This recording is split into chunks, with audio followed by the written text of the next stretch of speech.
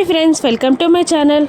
ఈరోజుటి video చాలా ఇంట్రెస్టింగ్గా ఉందండి. వీడియోని ఎక్కడ స్కిప్ చేయకుండా ఎండ్ వరకు చూసేయండి. ఇక భాగ్యకి స్పృహ వచ్చాక నా మెడలో తాళి ఎలా వచ్చింది, ఎవరు తీసుకెళ్ళి నన్ను ఆ పెళ్లి పీటల మీద కూర్చోబెట్టారు, నాకు ఏమీ గుర్తు రావట్లేదు అని భాగ్య అంత అస్తవ్యస్తంగా మాట్లాడుతూ ఉండగా ఇక మంగళ కోపంగా, ఏ పోరి, నీకేదో మత్తు మందిచ్చి ఎవరో కావాలనే నిన్ను పెళ్లిపీటల మీద కూర్చోబెట్టి నీ మెడలో తాళి కట్టించినట్టు మాట్లాడుతున్నావు, నువ్వే వెళ్ళి స్వయంగా కూర్చొని తాళి కట్టించుకున్నావు అని మంగళ కూడా తిడుతూ ఉంటుంది. ఇక చాలా కన్ఫ్యూజ్ అవుతూ ఉంటుంది భాగి. ఇక కరుణ ఇలా అంటూ ఉంటుంది, నీకు అసలు ఏమీ గుర్తు రావట్లేదా, నువ్వెలా వెళ్ళావో నీకు గుర్తు రావట్లేదా, నేను ఫస్ట్ నుంచి నీకు చెప్తాను విను అని అంటుంది కరుణ. ఇక అక్కడ భాగి మండపంలోకి ఎంటర్ అయినప్పటి నుండి భాగికి అమర్కి జరిగిన ప్రతి తతంగం, జీలకర్ర బెల్లం పెట్టడం, రామ్మూర్తి మంగళ అమర్ కాళ్ళు కడగడం, ఇక అమర్ భాగి మెడలో తాళి కట్టడం, ప్రతి ఒక్క విషయం కరుణ మంగళ రామ్మూర్తి ముగ్గురు కలిసి భాగికి వివరంగా వివరిస్తూ ఉంటారు. ఇక అది చూసి నేనా ఇంత చేశానా అని షాక్ అవుతూ ఉంటుంది భాగి. ఇక కరుణ లాస్ట్కి ఇలా అంటూ ఉంటుంది, ఇదమ్మా జరిగింది, ఇలా జరిగింది నీ పెళ్ళి, ఇలా ఆ సార్ నీ మెడలో తాళి కట్టారు అని బెడ్ వైపు ఉన్న భాగ్యని చూడగా భాగ్య బెడ్ పైన ఉండదు. ఇక భాగ్య బెడ్ పైన లేకపోవడం రామ్మూర్తి మంగళ కరుణ ముగ్గురు టెన్షన్ పడుతూ ఆ రూమ్ అంతా వెతుకుతూ ఉంటారు. ఆ కర్టెన్ వెనకాల కార్నర్స్లో అంతా వెతుకుతూ ఉంటారు కరుణ రామ్మూర్తి. ఇక ఏంటి, ఏది భాగి భాగి భాగి అని అరుస్తూ ఇక ఆ బెడ్ వెనకాల చూస్తారు. భాగి ఆ బెడ్ వెనకాల భయపడి దాక్కొని కూర్చుంటుంది. ఇక ఏంటి భాగి ఇక్కడున్నావు నువ్వు అని అంటుంది కరుణ. ఇక కరుణని మెల్లిగా దగ్గరికి పిలిచి ఇలా అంటూ ఉంటుంది భాగి, నువ్వు చెప్పిన ఈ విషయాల్లో సగం నిజమైనా కూడా ఆ సార్, మిలిటరీ సార్, ఆ మనోహరి ఇద్దరూ కలిసి నన్ను చంపేస్తారే, నన్ను బ్రతకనివ్వరు అని భాగి అంటూ ఉంటుంది. మంగళ మనసులో నవ్వుకుంటూ ఉంటుంది.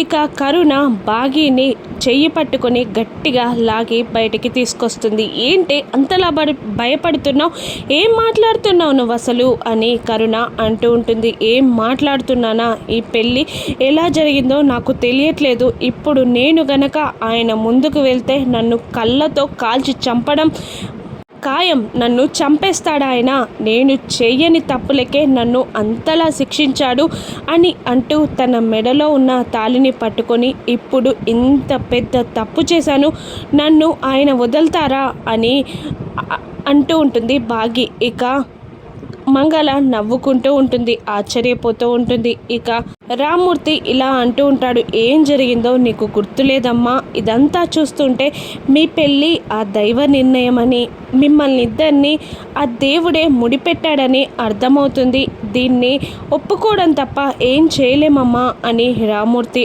అంటూ ఉండగా ఇక భాగి ఇలా అంటుంటుంది, ఏంటి నాన్న నువ్వు మాట్లాడేది, ఎవరైనా తెలిసి ముళ్ళలో తలబెడతారా, పులిని పక్కన పెట్టుకుంటారా, డైనోసార్ని పెంచుకుంటారా, ఆయన కూడా అంతే అని అమర్ గుచ్చి అనేస్తుంది భాగి. ఇక కరుణ ఇలా అంటుంటుంది, ఏంటమ్మా నువ్వు మాట్లాడేది, ఫోన్లో ఆయన గారి మంచితనం గుచ్చి, ఆయన లాంటి భార్యని ప్రేమించే భర్త గుచ్చి, ఆయన లాంటి భర్త రావాలని కోరుకుంటున్నానని ఎన్నిసార్లు చెప్పావో నాకు అని కరుణ అంటూ ఉంటుంది. ఇక వెంటనే భాగి ఇలా అనేస్తుంది, ఆయన లాంటి మంచి గుణాలున్న వ్యక్తి భర్తగా రావాలనుకున్నానే తప్ప ఈయన్ని కాదు, అమ్మో ఈయనతో పెళ్ళి భార్యాభర్తల బంధమా, నా వల్ల కాదు, నన్ను చూస్తేనే ఆయన చంపేస్తారు అని భాగి అంటూ ఉంటుంది. ఇక అప్పుడే అమర్ వల్ల నాన్నగారు అక్కడికి వస్తారు. ఇక అది దేవుడు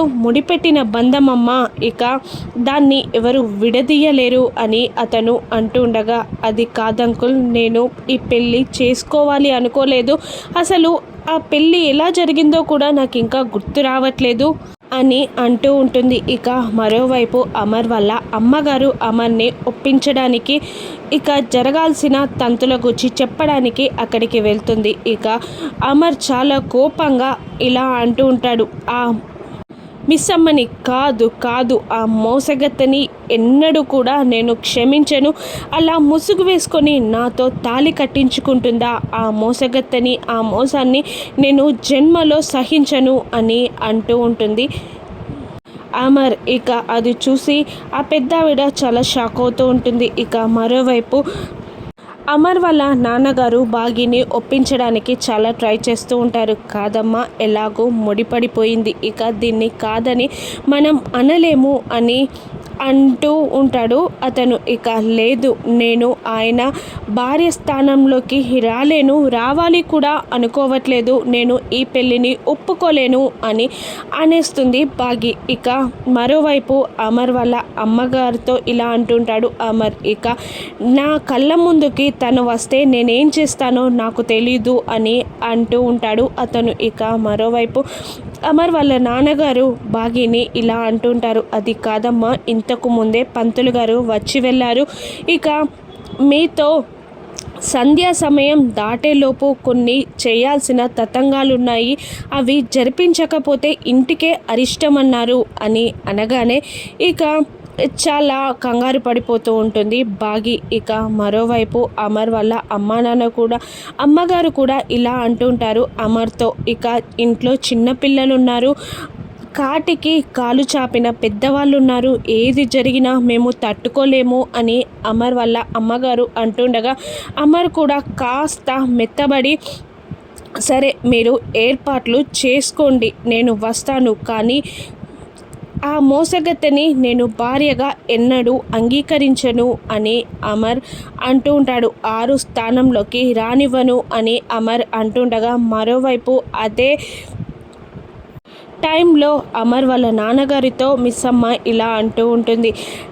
నాకు మంచి చేసిన ఇంటి కోసం నేను మంచి చేస్తాను, వస్తాను ఇంటికి, కానీ ఆయన భార్యగా ఉండాలి అనుకోవట్లేదు, ఆవిడ స్థానంలోకి నేను రాలేను అని మిస్ అమ్మ అనేస్తుంది. ఇక మనోహరి కోపంగా రగిలిపోతూ ఉంటుంది. ఇక అప్పుడే మంగళ కాల్ చేస్తుంది లీలాకి. ఇక లీలా కాల్ చేస్తుంది, మంగళ గుచ్చి చెప్పేస్తుంది మనోహరికి. ఇక కాల్ లిఫ్ట్ చేస్తుంది మనోహరి. ఇక మీ మామయ్య గారు అని అంటూ చచా భాగ్య వాళ్ళ మామయ్య గారు, చచా ఏది మాట్లాడినా నా చావుకొచ్చేలా ఉంది అని మంగళ తిట్టుకుంటూ అమర్ వాళ్ళ నాన్నగారు ఇప్పుడే వచ్చి బాగిని ఇంటి కోడలిగా ఒప్పించి తీసుకురావడానికి వచ్చారమ్మా.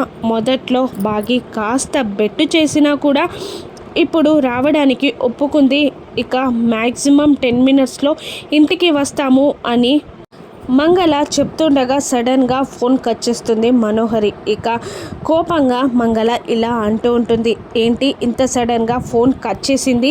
అంతేలే, అందుకే దేవుడు దీన్ని చివర్లో కట్ చేశాడు. అయినా ఇక మనోహరితో మనకు పనేంటి?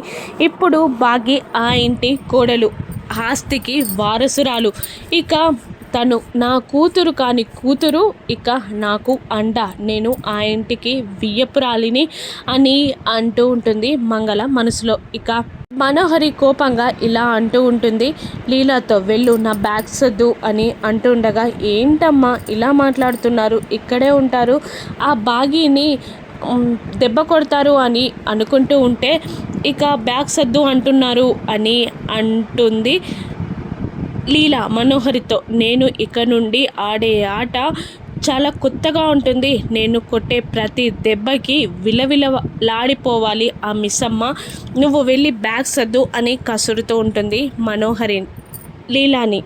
ఇక లీలా మనసులో ఈవిడకి పెద్దగా పిచ్చి పట్టినట్టుంది పెళ్ళి జరగనందుకు అని అనుకుంటూ వెళ్ళిపోతుంది. ఇక పిల్లలందరూ చాలా కోపంగా తలా వచ్చట కూర్చుంటారు. ఇక అది చూసిన మనోహరి వీళ్ళని ఎలాగైనా రెచ్చగొట్టాలి, మనోహరి అంటే ఏంటో చూపించాలి, బాగీకి వీళ్ళని దూరం చేయాలి, అప్పుడే నా ఆటలు సాగుతాయి, ఇక నుండి మిమ్మల్ని ఏం చెయ్యను, అమర్ నా వాడయ్యాకే మిమ్మల్ని అమర్కి దూరం చేస్తాను అని మనోహరి మనసులో అనుకొని లోపలికి వెళ్తుంది. ఇలా డల్గా కూర్చున్నారేంటి, మీరు అనుకున్నదే కదా జరిగింది, ఇక మీరు ఎగిరి గంతులేస్తున్నారనుకున్నానే అని మనోహరి చాలా వెటకారంగా మాట్లాడుతూ ఉంటుంది. ఇక పిల్లలందరూ కోపంగా లేచి ఇలా అంటూ ఉంటారు, మాట్లాడకండి ఆంటీ, మేము చాలా కోపంగా ఉన్నాము అని అనేస్తారు పిల్లలు. అవునా, ఎందుకు కోపం? మీరు అనుకున్నదే జరిగింది కదా, బాగి శాశ్వతంగా ఉండాలి అనుకున్నారు. ఇప్పుడు మీ అమ్మ స్థానంలోకే తను వచ్చేసింది. తర్వాత జరిగే పరిణామాలేంటో తెలుసా?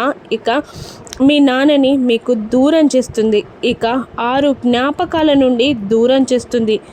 మీ అమ్మ పేరు ఇంట్లో గంటకి ఒక్కసారైనా ఎవరైనా పలికేవారు. ఇక మిస్సమ్మ వస్తుంది కదా, మీ అమ్మని అందరికీ దూరం చేస్తుంది. మీ అమ్మ ఎవరికి గుర్తు రాకుండా చేస్తుంది.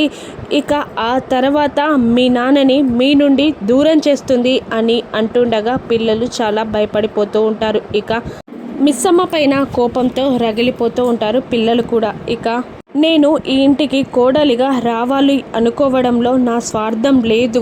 మిమ్మల్ని నా కన్నపిల్లలుగా చూసుకోవాలి అనుకున్నాను. 6 లేని ఇంటిని నేను కాపాడాలి అనుకున్నానే తప్ప నా స్వార్థం లేదు. కానీ మిస్సమ్మ ఇన్నాళ్ళుగా మోసం చేస్తూనే వచ్చింది, ఇకపైన కూడా మోసమే చేస్తుంది. మిమ్మల్ని ఏం చేస్తుందో చూడండి. మిమ్మల్ని మీ అమ్మకి దూరంగా చేసేస్తుంది. మీ అమ్మ జ్ఞాపకాల్ని మర్చిపోయేలా చేస్తుంది. 6 పిల్లలంటే తెలివైన వాళ్ళు అనుకున్నానే తప్ప మీరు ఇలా మోసపోతారు అనుకోలేదు అని అంటూ బాగీ పైన ఉన్నవి లేనివి చెప్పి పిల్లలకి బాగీపై కోపం వచ్చేలా చేస్తుంది మనోహరి.